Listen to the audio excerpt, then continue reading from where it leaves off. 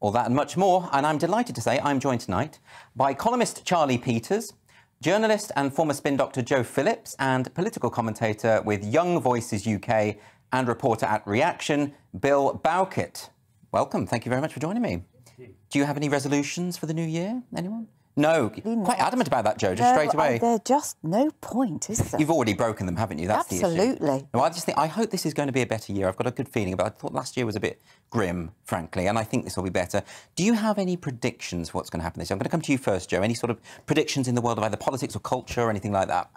Well, it'll be the Queen's Diamond Jubilee. Platinum Jubilee, won't it? So that's 70 years. Platinum Jubilee. So I think the monarchy is going to be under quite a lot of focus. Where are we with the monarchy at the moment? I mean, what do you feel that the mood of the nation? I mean, the Queen is immensely popular as ever. I think the Queen has really proved herself in the last couple of years, and to people who are even not particularly monarchist inclined. Yes. I think, you know, she has been a voice of common sense. She's shown dignity and restraint. She's been an example. She's resonated in a way that politicians have really failed to do. Yes, yeah, and I mean, her speech was excellent, and you know, it alluded to the death of her husband in a very sensitive way, a very dignified way, and then of course the way that she handled the pandemic, that was all very, very popular. Yeah. But all good stuff. But there will be questions about what happens next. I mean, we've now got a slightly slimmed down royal family. Yes. Kate and William seem to be doing much more of the heavy lifting, Charles and Camilla, and the Sussexes are somewhere in America. Bill, are you a monarchist? I love the royal family. I think are wonderful, but I think it is a very integral year, you know, for them because with the Queen stepping back from public duties, you know, due to health problems. Maybe this is a time we're going to see Charles step closer into doing more public duties and kind of on the path in ways to becoming king. There's issues with Charles, aren't there? I mean, he's perceived as being quite a politicised figure in a way that the royal family perhaps shouldn't be. Charlie, do you have any thoughts about I don't know, I suppose quite unpopularly, I think that Charles would be a great king, and that he'll bring away many of those faults that you've kind of lightly raised there, that he's quite politicised, quite opinionated, likes to jump into the daily rigmarole of politics. Maybe that's just the way the royal family has to be these days, you know, maybe that old stoicism is a thing of the past. Well, I think, you know, the death of Diana maybe brought in, you know, many aspects that they didn't want to have in there with terms of emotional outbursts and all the rest of it. But I hope, actually, that as king, he will strip away parts of his personality that we found a little bit distasteful. OK. Any other predictions? Bill, going to come to you. Any thoughts for this year? Well, it's going to be a big sporting year, for sure. In the summer, there's going to be the Women's European Championships, and there's also going to be the Men's World Cup, of course, which is going to be in the winter. Is this football? The game, the beautiful game. Nothing about competitive at all. The beautiful game. And my optimistic prediction is that England are going to win both of them. Okay. After the success that England had in Euros, getting to the final, hopefully they'll go one step further. They came, third place, we can say, in the last World Cup in 2018, I feel like and then even second place in the Euros this summer. Disappointing to lose to Italy, so hopefully we'll go one step further. You're right. Win it this I agree, time. Bill. I think they're going to run faster and kick the ball in the net, and I think that's how they're going to win. Charlie, are you a football fan? I am indeed. I'm a season ticket holder at Tottenham Hotspur, which I enjoy enormously, and I have no optimism there whatsoever. Despite the recent run of positivity, I'm not going to extend Bill's joy into that space. Although my prediction for 2022 is severely less optimistic as well. I think it's highly likely that Russia will invade Ukraine. And that NATO will be drawn into a major conflict with Russia. And, I mean, but, you know, I've read various opinions on this, and there is a perception that Russia's sort of the mounting of the troops and the rest of it is kind of just an act of bravado because they're worried about a NATO land grab. Did you have any thoughts on this, Joe? Yeah, I think it's very dangerous. Do you think it could actually manifest in that way? I mean, I think, you know, there's an awful lot of tensions bubbling. Putin's been there a long time. He's got Belarus, you know, sort of in his pocket. But he's had the problem with Crimea before. He's got Ukraine. He needs to show force because he wants to stay there, basically. But it's not in his economic interests, is it? I mean, he's got this pipeline deal that he wants to secure, which is sort of on the rocks. Do you really think that this is going to... I think he would. I think he wouldn't blink twice if he thought it would be a useful thing to show that he was a man not to argue with. Yeah. And it would, you know, it might look a little bit like sabre rattling to NATO, But I think, you know, Vladimir Putin versus Liz Truss. I think it's probably a little bit more. When you put it like that. Well, right. It's, we're weak divided militarily. We're an embarrassment in comparison to what Russia has on the border with Ukraine. To say it's just bravado and saber rattling, they could make that point with far fewer troops than they currently have there. So it's something to be worried about. Yeah. Okay, interesting. So I'm going to go to my panel now about this. There's loads of interesting points raised there. I'm going to start with you, Charlie. Do you have any immediate responses to what Edwina Currie was saying there? Well, I was quite concerned to hear some suggestion that in reaction to high energy bills, we should instead be looking perhaps to spend less on energy and be more kind of contain ourselves with heating our homes. So why does that trouble you so much? Well, I think there's this bizarre mentality which inflicts lots of England, which kind of cakeism, as I call it, where you want to have your cake and eat it. Yeah. You want to have all this nice kind of levelling up agenda, but you don't want to have any of the economic growth that actually pays for it. And when you fall off cakeism, you say to yourself, well, actually, we should just be poorer. We should have colder homes and fewer cars. It's always the working class that get hit with this stuff, always. And you're governed by people who maybe aren't hit by them. They don't see the real concern. Is that the problem, Joe, that we are dealing with a government that are just completely out of touch? Totally. And I think, one of the things that Edwina Currie said there was that, desperately trying to say people don't care about parties in Downing Street.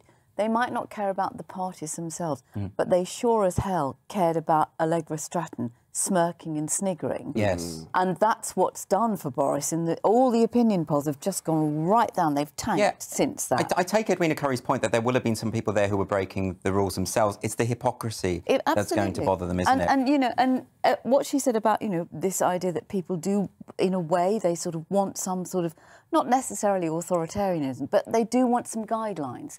If you have a group of people who are running the country who seem to make up guidelines but then not adhere to themselves, then it makes it much harder. And I do think, you can say Brexit's done and Brexit's gone, which is true, because I think the bigger issues are going to be the cost of living.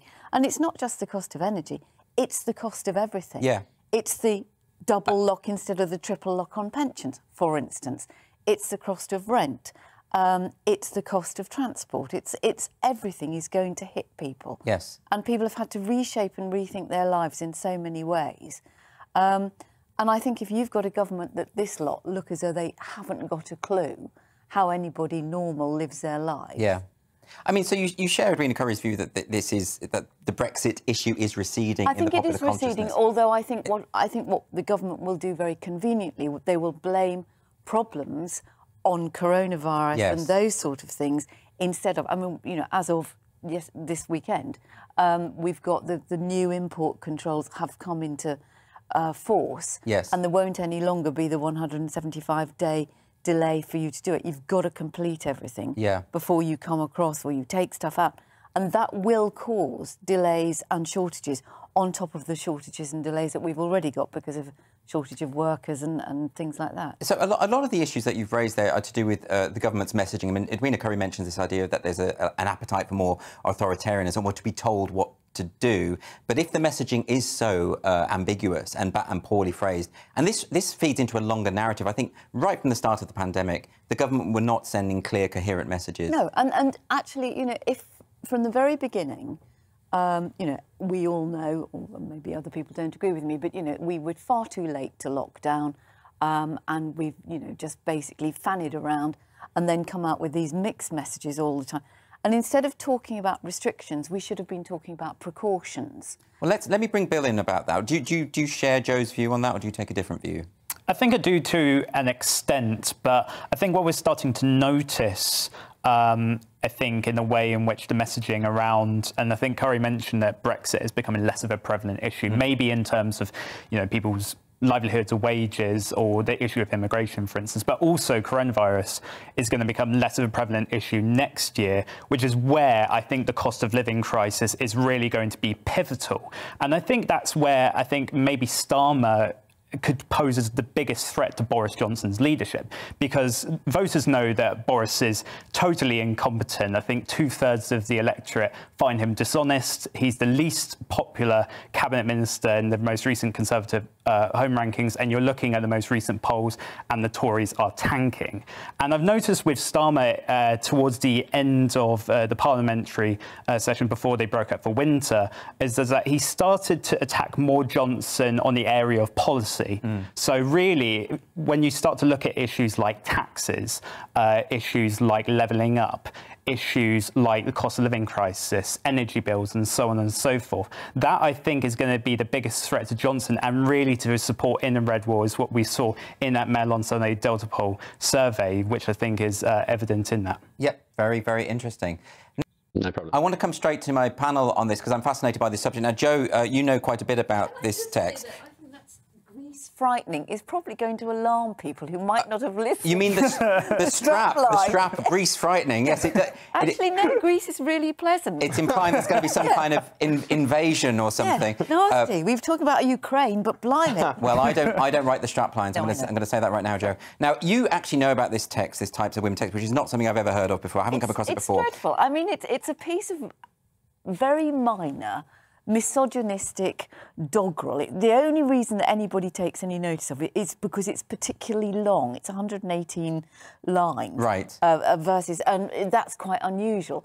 And it's used, Mary Beard refers to it in her book on Women and Power, as, you know, to put the context of misogyny in ancient Greece. But other than that, it has no classical merit. Yeah, but it shouldn't surprise anyone that people who lived a couple of thousand years ago were misogynists, would it? I mean, that's not a big surprise. I wouldn't have thought so. No, I wouldn't have. But what, you know, I'm coming from an English literature background, and, you know, I mean, some of the texts that I studied, I think would probably be far worse. Exactly. If you take something like Titus Andronicus, yeah. You know, I mean, this is a man who, you know, kills two boys, bakes them into a pie, feeds them to their own mother. Yeah, King Lear's not huge. King Lear with the eye gouging. Yeah, exactly. You know, I mean, this sort of like, but we never suggested. I would have felt very, very patronised if someone at my university had said, you might want to just, you know, be careful when you're reading King Lear. It might upset you. I would be absolutely furious, actually, if somebody said that to me, because I think I've come here to broaden my mind, not have my mind constrained.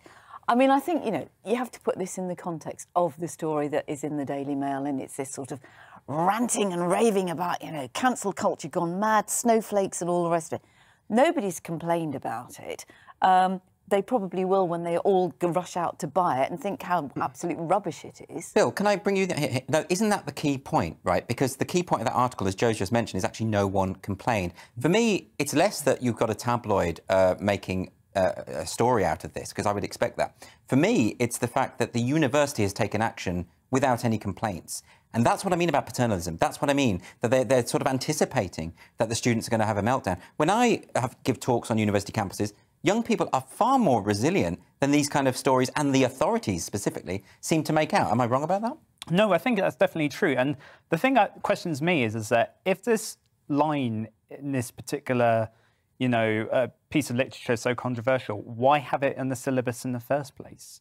It just does. Well, because it's part of, I mean, the reason it's in the syllabus, and it is only for first years, is because it is about the sort of the context of misogyny.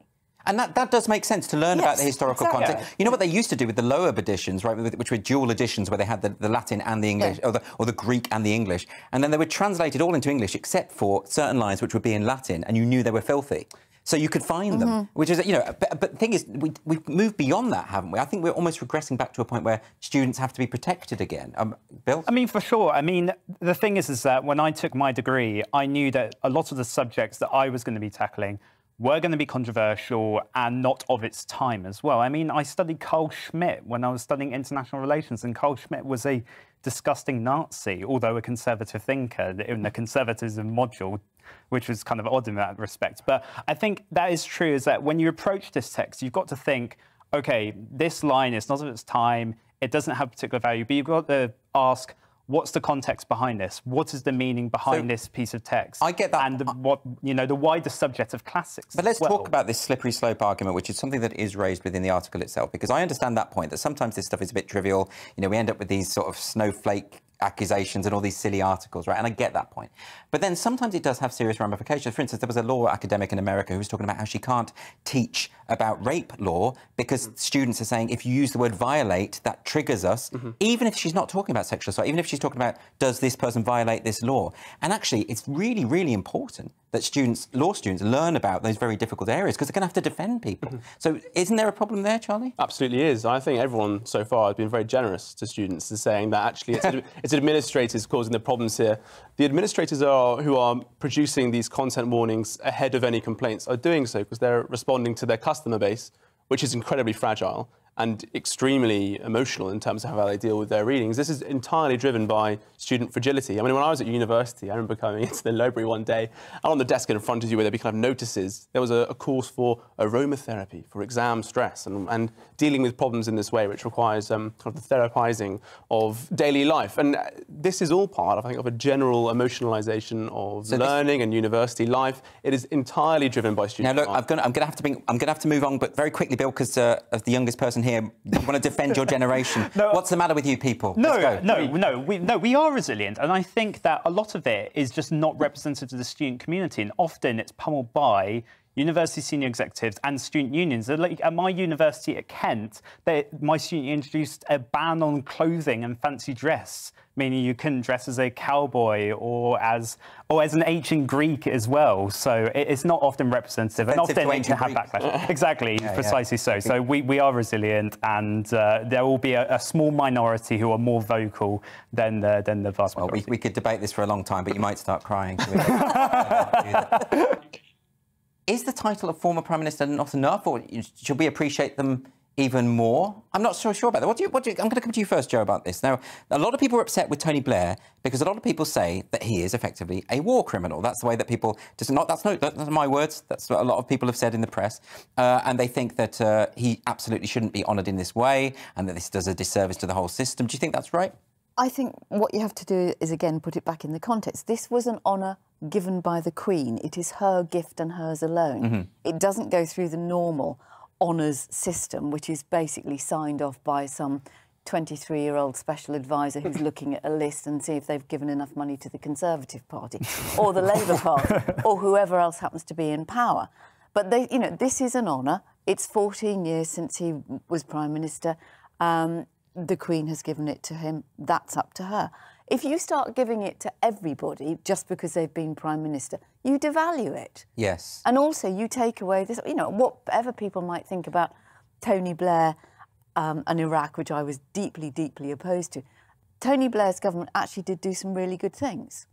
And most of which have been dismantled. And I suppose, Tony Blair was there for a long time. He was a successful Prime Minister. Yes. Whatever you think about New Labour, it did rejuvenate the party, Absolutely. Even though it wasn't a left-wing party anymore, but it was... But would David Cameron get one? What, for doing what? Taking us into a completely pointless referendum and then walking away, leaving us with the mess to clear up? Well, let's see. I'm sure we're going to get a contrary view from Charlie. Yes, surprisingly. Well, let's hear what you think about this. It's not wildly in favour of Sir Tony as a concept, I would say. I agree that the automatic giving of knighthoods to political figures should be avoided in general, but it should be avoided in particular with Tony Blair. I don't think he is the kind of man who should be honoured in that way. His low perception in the country and his kind of fake reappearance in the national political scene is, I think, something that people look back on with some regret. They don't enjoy seeing him pop up and opining on every single... he never goes away, does he? Well, precisely, but and this will only cement even further his feeling that he must be involved in every major political conversation. I know, you're just going to encourage him with a knighthood, well, there we go, and that's but Charlie, I want. Aren't you at risk there of just sort of making a kind of arbitrary decision about who should get a knighthood and who should, on the basis of whether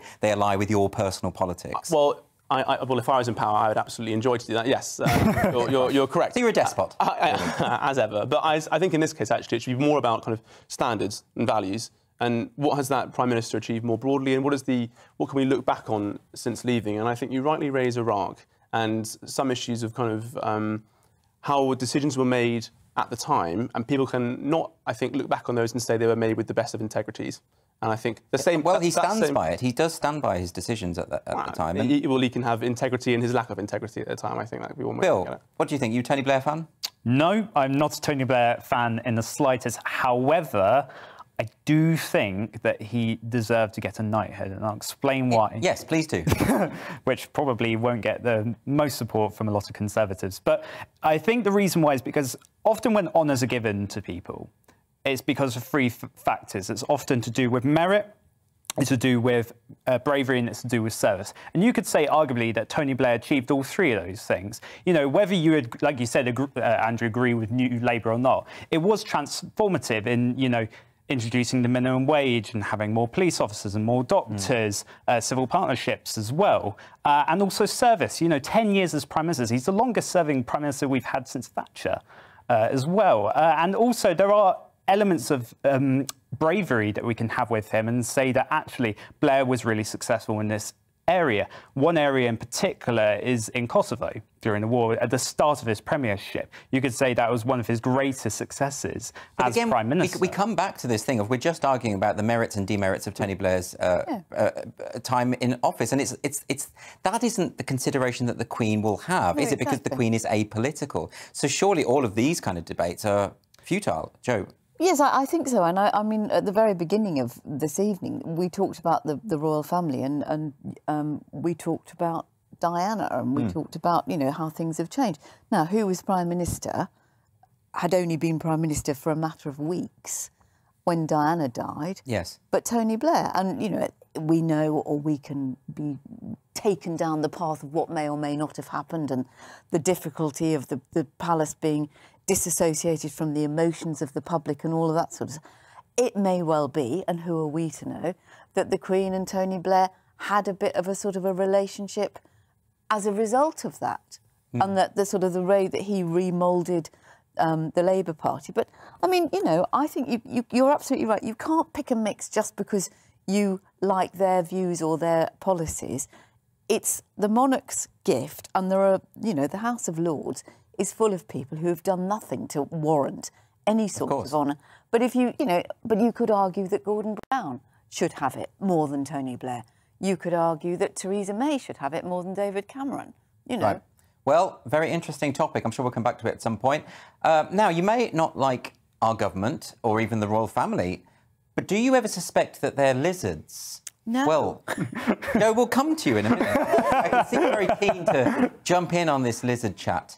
Well, according to a new poll, more than 1 in 10 millennials reckon the world is controlled by lizards in human form. The survey found that 12% of those aged 24 to 35 said they believed in the reptilian conspiracy theory. The idea suggests that shape-shifting reptilian aliens have ruled the Earth for centuries. According to the theory, our rulers, including American presidents and members of the royal family, are really reptilian humanoids who control and manipulate human societies for their own gain. So do we believe that? Look, I am sceptical about this poll, right? I cannot believe how representative is it? You know, and also, are they misusing the word millennials? Because the millennials are getting on now. Millennials are sort of a bit old now. I think that needed a trigger warning because I'm finding the whole thing just. OK, but let's assume that this is true and that, you know, this is an old conspiracy theory that used to be peddled by, I think it was David Icke used to talk about lizards. Still is, I think. Among the QAnon scene. Yeah, but it's so I think it brings us into the more general conversation about conspiratorial thinking and the appeal of conspiratorial thinking. And if it is the case that younger people are more inclined to believe, because the great thing about conspiracy theories is they kind of clean up an otherwise messy business. Something seems unusual and weird, and all of a sudden the conspiracy theory makes sense of it. And then, now, I would stop short of lizards. But, you know, I can see why maybe some people are pushing into it, but surely it can't be that. I mean, Charlie, what do you think? I think, actually, I'm surprised that it's so low. I think if you ask the question maybe in France or in the US, where there is quite an opposite, kind of the deferential attitude that we have towards government in the UK, you'd find that it'd be way higher than, was it 12%? Right? So it's 12%? That's loads. So I think in France and the US, you'd find it kind of pushing 20s and 30s. Really? Yeah, people love conspiracy theories in kind of major Republican countries. They like to question the authority of government much more severely. We are so much more deferential, and we are happy to be guided and commanded by those above us. And so, hey, are they lizards? We're maybe not so sure, but I'm sure in other countries they'd be more picking it. Is it just that they're fun? I mean, I remember when I was studying Shakespeare at school, and there were conspiracy theories about how he didn't write any of his own work, and it's like, if you think that, you'll have to explain why none of his contemporaries ever mentioned it. They all seem to think he did. Boris Johnson's apparently got a book coming out on Shakespeare. I expect all will be revealed. Oh, he's been trying to write it for about 5 years. Charlie, just come to you quickly, and then I want to come to Bill, because he's responsible. If you are 25 to 32 or whatever, and you are living in a country where wages have been stagnant for over a decade. Yes. House prices are skyrocketing. Your opportunity for travel, life, leisure, family are declining massively. And your political leaders all throughout this time are saying, we need to quadruple lock the pension and also lock you indoors for 2 years. Hell, I'd start to think they were lizards too. So, well, OK, well, that's an interesting... Because I have spoken to someone who is buying into some sort of COVID conspiracy stuff, and I'm trying to talk sense to this person. But then they're sort of saying... But then you understand, you know, when the whole of society is locked down for for something that isn't... It has a low mortality rate, people start jumping to all sorts of weird conclusions, and that's not helpful, is it? Bill, what do you think? I think part of it also lies in the fact that a lot of people are just very distrustful of the media class, and that they mainly consume that information from social media, and that is where a lot of misinformation kind of funnels from. But we're smarter than that, aren't we? I mean, we see all sorts of rubbish on social media. We don't just assume, don't just believe it all, do we? I know, but we talked about classics, but Plato's definition of democracy as well, he wasn't the greatest fan. It's a bit like, you know, steering a ship by, you know, 5, 6 people all at once. It's not going to work. I mean, people will believe what they want, especially now during the coronavirus pandemic. I mean, Mark Zuckerberg, he looks a bit odd. He could be a lizard. Goodness me. It's entirely possible. He's a very pallid... No, he seems more like an automaton to me. He seemed more like a cyborg. I could believe the cyborg thing, but I don't think he's reptilian. I mean, at this day and age, anything's believable. Goodness. That's well, I mean, dangerous. I think. Well, I'm hoping that this is an inaccurate poll. I wouldn't like to think that 12% could believe something so outlandish. But you know, maybe I'm wrong, and maybe we are being ruled by lizards. So, but first, Joe, I want to come to you. What do you feel about this idea of well, firstly, what the prospect of Trump running again? Do you think he's likely to have any success? I was trying to sort of engage with this idea of that I think the strategy is wrong if you start to say that you've lost, that you were robbed of an election. I just think that doesn't work. Yeah, absolutely. I mean, you know, Sebastian was extremely urbane, very charming and very plausible. What you have to remember is that Donald Trump was completely bonkers. We were talking about lizards a little while ago. This is a man who was telling people to go and drink bleach.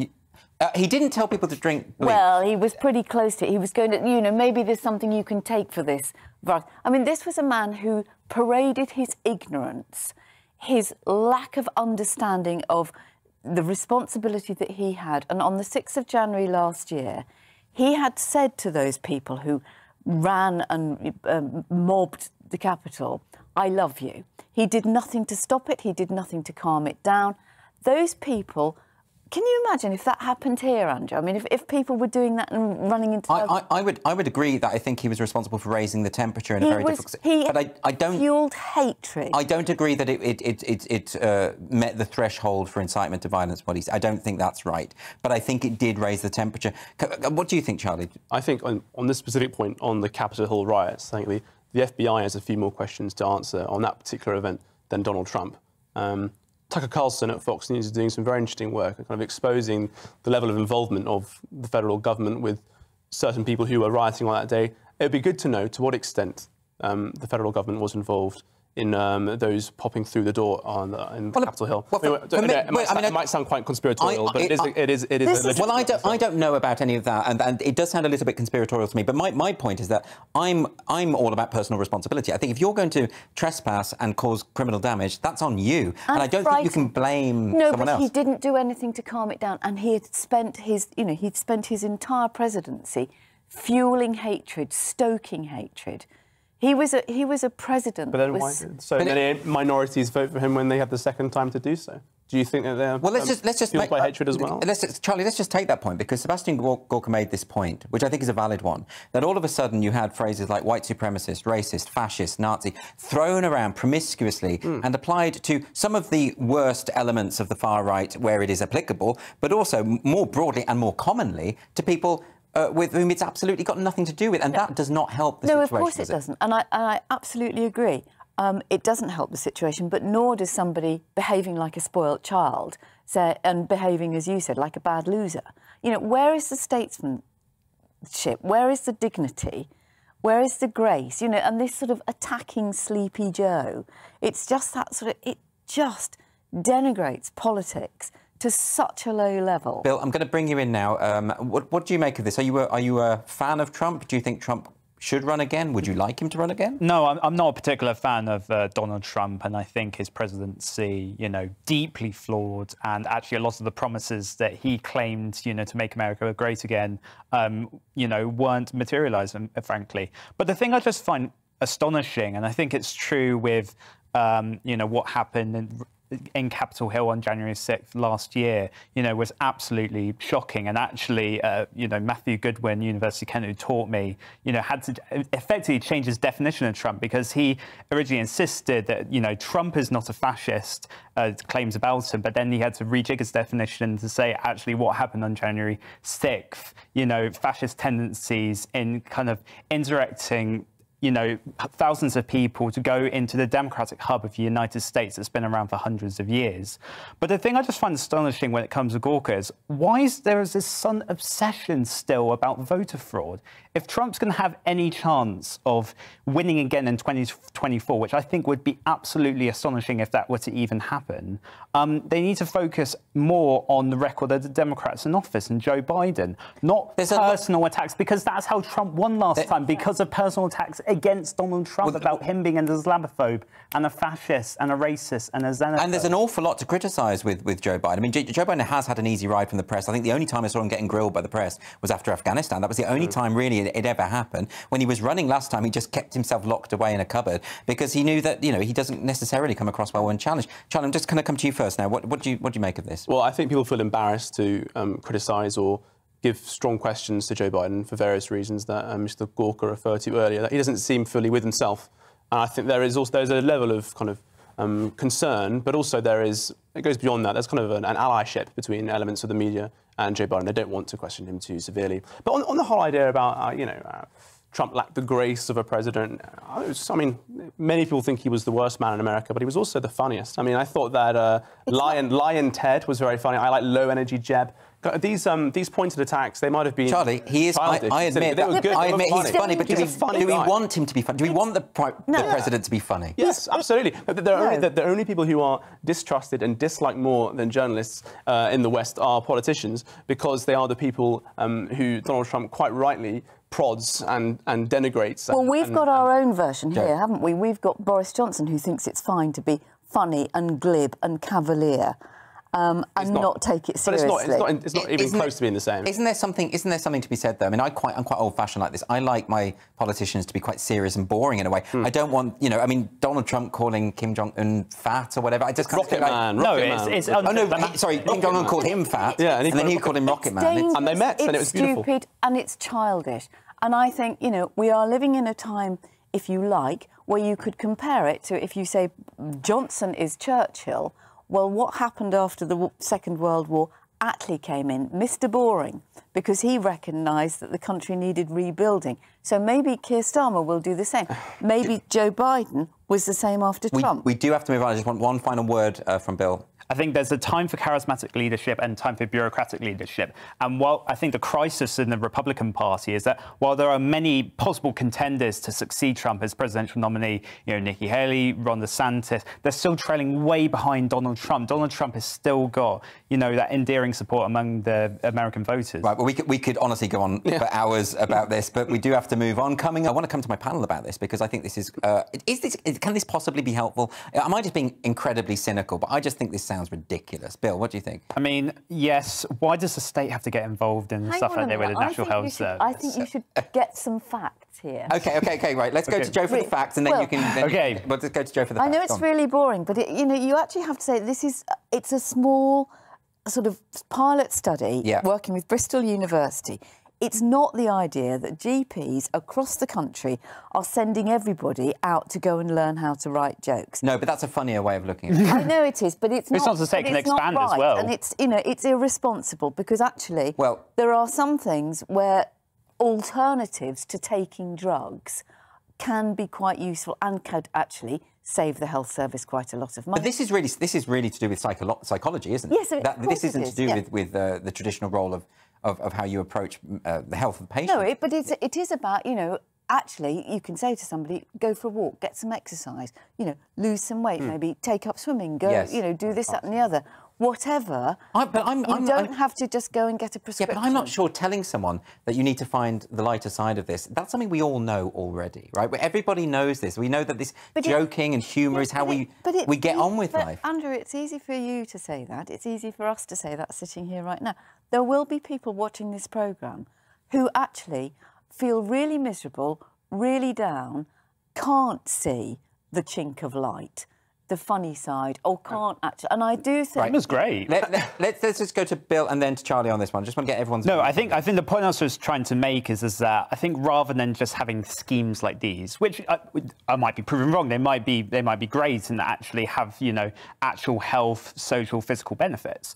But I think if really, there's so much material out there. That's a great thing about comedy, you know, releases endorphins, you know, relieves stress, you know, can get you out of that negative frame of mind. And actually a lot of comedy can touch on some of these difficult subjects and bring it to light.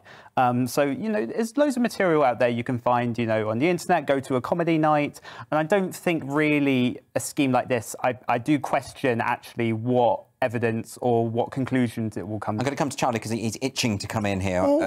I'm just very disappointed to hear from Joe that it's only a small pilot at one small university. After Live, Laugh, Love, my favourite phrase is laughter is the greatest medicine, and I firmly am in favour of this policy. Right. I would like to see it rolled out across hospitals. They're miserable places that people don't like going to, and if more comedians were involved in bringing some joy to the space, that'd be great. I can tell you, I can think of nothing worse than being in a hospital and having someone come in and do some slapstick and do some jokes. I just wouldn't want that happening. Depends who it is. Depends who the comedian is. That's the huge thing. If it's the kind of the comedians we tend to see nowadays who are looking for claps instead of laughs, then the last thing I'll be doing is admitting myself to hospital. But if they're actually good, then hey, bring it on. Well, yeah, but goods are very subjective. Anyway, that's comedy. Let's move on. OK, I'm going to bring my panel in here about this COVID story, about masks in schools. Do we have any strong feelings about this, Charlie? I think opposed, I think first and foremost. Not a positive story, not a happy story to be seeing.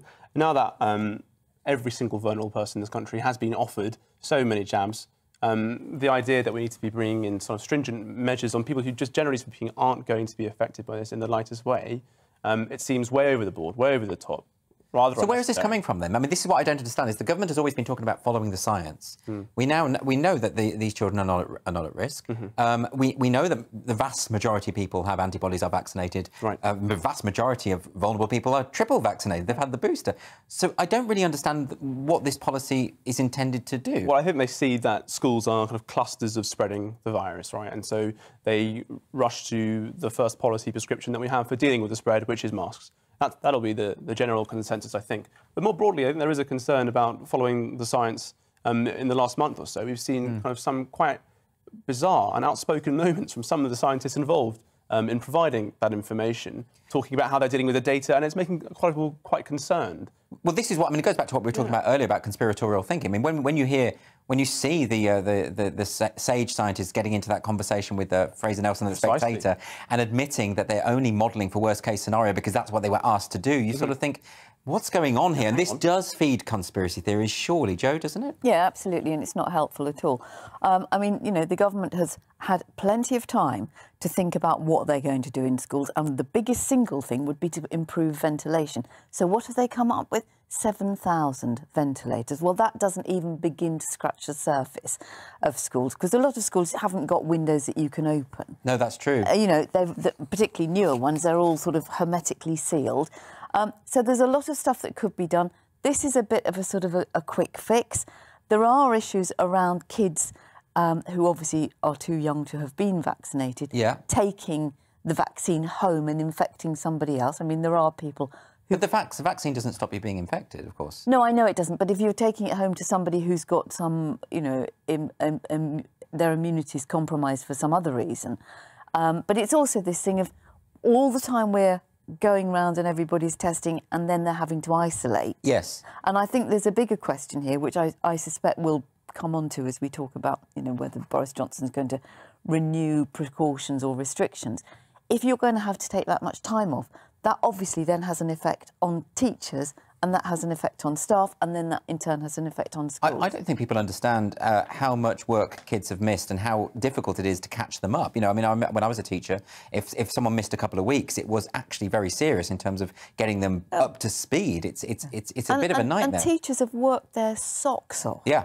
To keep kids, you know, and there are kids at risk, there are kids learning, there are kids who've missed exams. It's been absolutely dreadful, and that's not just secondary school. No, and if we're going to be in a situation where someone tests positive and then the whole class has to have time off. Exactly. Do you remember when there were kids faking lateral flow tests in order to spike? Because inevitably that's going to happen. Bill, what do you think? No, I think you touched on a very important point there, Andrew, about children, because I think, you know, we can look at much of the evidence as we want around transmissibility, severity, spreading on to others as well. But really, you've got to think of the children in this scenario. Having, you know, to wear a face mask for 7-8 hours a day in a classroom, you know, over long term could be absolutely detrimental to children's development, particularly when it comes to, you know, understanding like facial emotions, for instance, and expression. And also, it's terrible. And it's also degrading their confidence. And if you think about various reports, particularly from Ofsted and Ofqual, about the development and regression of children during the pandemic in their education, you know, their literary skills and mathematics skills. Combine that now with, you know, degrading social interaction and social skills, and what's going to do for the children in the future. I really worry that we're at risk of creating another lost generation. I mean, have there been studies into what this could lead to, or has anyone weighed up the benefits against the costs? I mean, has anyone actually worked out whether this will make a difference to the transmissibility of the virus, for instance? Well, they've said that they're only recommending it until the 26th of January. Right. So they're obviously waiting for new data to come through. Yes. And everything will take 2 weeks. So, that, you know, we've had the mixing of families or whatever over the Christmas period, coupled with the school holidays. So that then allows you a bit of time. Yes. But, you know, for the teachers and the schools, why announce this 2 days before the schools go back? I don't understand that. It's just ridiculous, and it's got the sign of desperation. We must do something. Oh, I know. Let's use masks. It doesn't feel very thought through. I mean, I take your point about immunocompromised people, or the elderly, or the vulnerable, but I keep coming back to this point that you know we all are aware of the risks of the virus if you are immunocompromised. Can we not take responsibility for ourselves to shield ourselves? Why do we have to mask up the generation who will not be affected by this, who are at such low risk? What's the point of this, Charlie? Well, I think asking anyone who is vulnerable to hide for the rest of their lives because they might have children in the home is probably a step too far and a bit harsh. But really, after 3 vaccines, those people should be much more likely to be safer by now, especially with a milder variant. So the risk there should drastically reduce. Isn't that the key point? That we know the science is in on this. Right. We know that this is a very mild variant. We know that you know. So that should surely be the end of the. Yes. But this is totally, as Joe rightly points out, being seen to be doing something in order to deal with this kind of concern, spiking concern about the rising cases of the virus, and especially from schools. So that's not all. And so, if this is just political gesture politics, are they partly responsible for this? Insofar as, you know, I think the government did an awful lot to stoke fear as part of their strategy early on. In other words, let's scare people into complicity, right? Yes. And now it's very difficult to unpick that and unravel that, because I think people are going to be terrified. And if you're seen to be doing something like this, maybe it appeases that. Joe? No, well, I think they've lost the argument, to be perfectly honest with you. I think people were really frightened when it first, you know, if you think back to a year ago, I think people were absolutely terrified. And that's why, you know, there were... In fact, in Canterbury, there was a piece of graffiti which said "Lockdown now, Boris," in March. You know, and you just sort of think, OK, but we've had go out to eat out. Whoa, surge in coronavirus. You know, we've had nonsense with PPE equipment for medical staff, health staff, care staff. But we are now in a much better place. But we still haven't got anybody sensible in government looking at how you... Because what they really need to be doing is working out how you manage it so we learn to live with it. Well, this is what Theresa May's been saying, of course, as well. And sensibly. So you don't use words like restrictions, you talk about precautions. Exactly. You encourage use of masks on public transport, obviously, or where there's lots of crowded people. You at schools, you know, it should be up to the schools to decide how to work it. Well, the reality is we are going to have to live with this. This is just the way it is. And at least now we have this milder variant. Just going to come to you, Bill, because I want to hear your views on No, because I think importantly, as Joe attests, the risk compared to this time last year is not the same, particularly when it comes to the Omicron variant. And Boris Johnson talks a lot about personal responsibility that people need to take, which obviously has a lot of... Great lot of experience. Exactly. But if you look at children, the ONS statistics before Christmas, parents said that half of children have at least had one dose of vaccine, sort of 12 to 15-year-olds. Also, the risk to children, minimal. I think it's the chance of a child getting coronavirus and then going into intensive care, I think 1 in 50,000.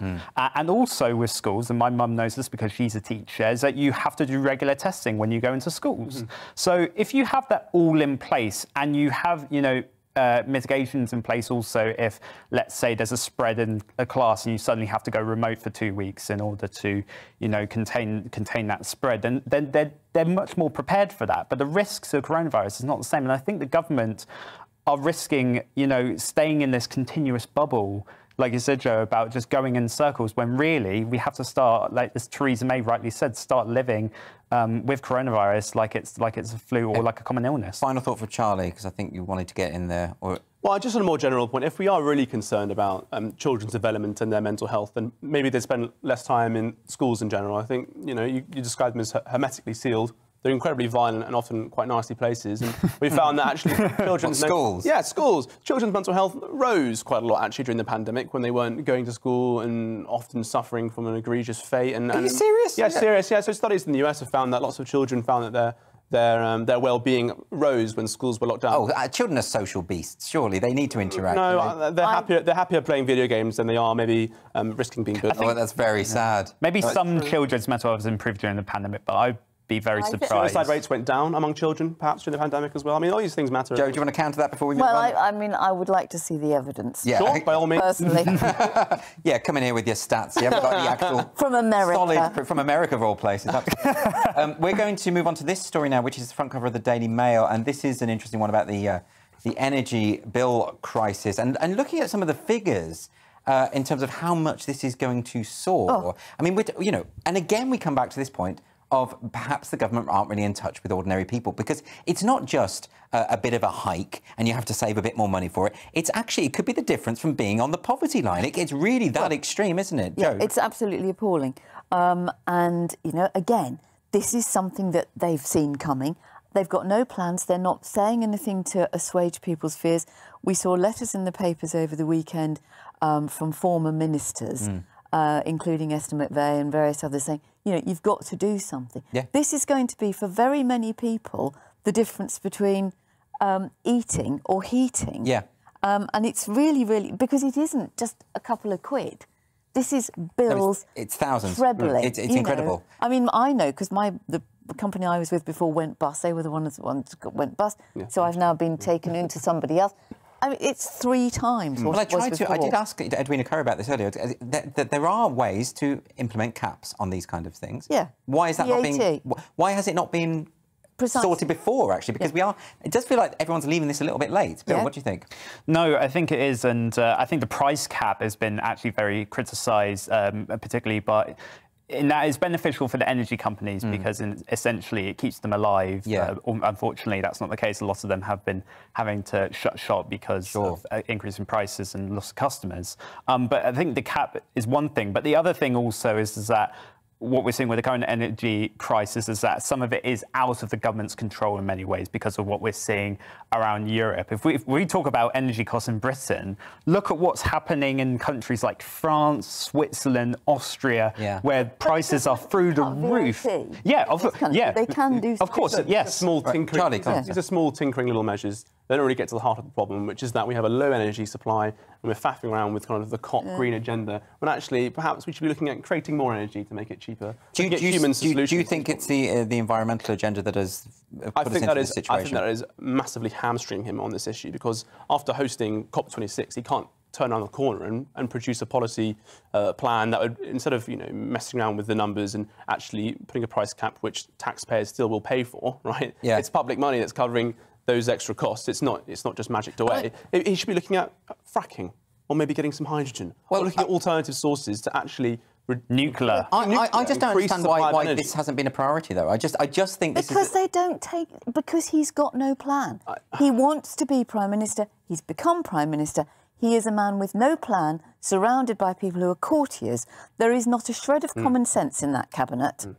Well, listen, we could talk about this for a lot longer. We are actually running out of time. I did want to get to the Daily Star's front cover, which is the news that it's going to be a bit cold, but I don't know how much we would have to say about that. I like what did you say? Something plunge earlier. It's a plunge, yes, exactly. We're set for a polar plunge. A polar plunge. So just an opportunity for the Daily Star to indulge in some alliteration. That's all that is. Anyway, that's all from me tonight.